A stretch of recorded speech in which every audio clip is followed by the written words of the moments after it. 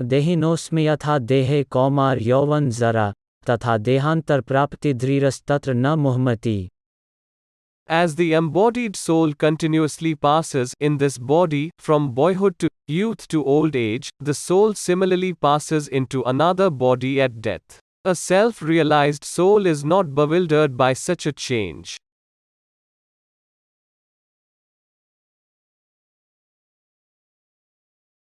Jai Shri Krishna. Since every living entity is an individual soul, each is changing his body every moment, manifesting sometimes as a child, sometimes as a youth, and sometimes as an old man. Yet the same spirit soul is there, and does not undergo any change. This individual soul finally changes the body at death and transmigrates to another body, and since it is sure to have another body in the next birth, either material or spiritual, there was no cause for lamentation by Arjuna on account of death, neither for Bhisma nor for Drona, for whom he was so much concerned. Rather, he should rejoice for their changing bodies from old to new ones, thereby rejuvenating their energy. Such changes of body account for varieties of enjoyment or suffering according to one's work in life. So Bhisma and Drona, being noble souls, were surely going to have either spiritual bodies in the next life, or at least life in heavenly bodies for superior enjoyment of material existence. So, in either case, there was no cause of lamentation.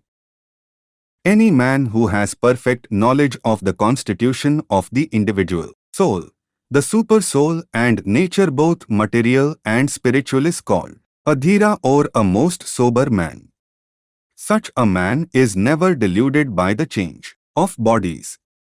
The Mayavadi theory of oneness of the spirit soul cannot be entertained on the ground that the spirit soul cannot be cut into pieces as a fragmental portion. Such cutting into different individual souls would make the supreme cleavable or changeable against the principle of the supreme soul being unchangeable.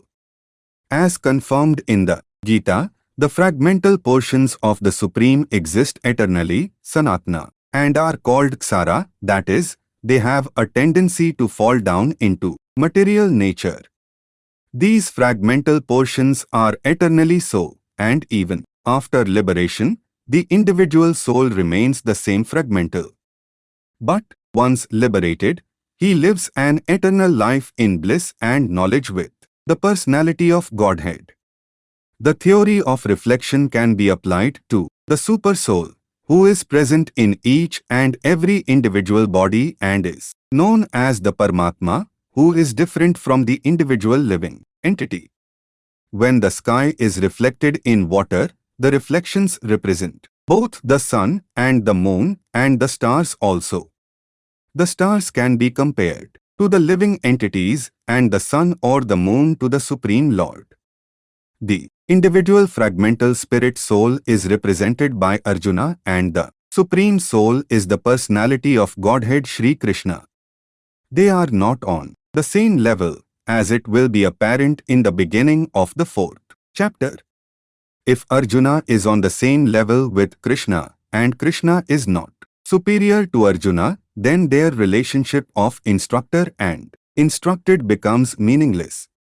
If both of them are deluded by the illusory energy, then there is no need of one being the instructor and the other the instructed.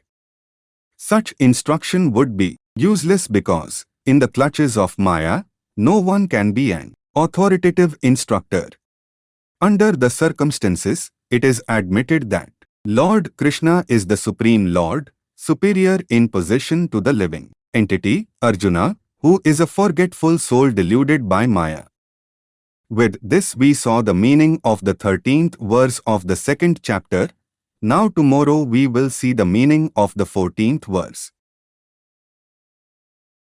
Hare Krishna Krishna Krishna Hare Hare, Hare Ram Ram Ram Hare Hare.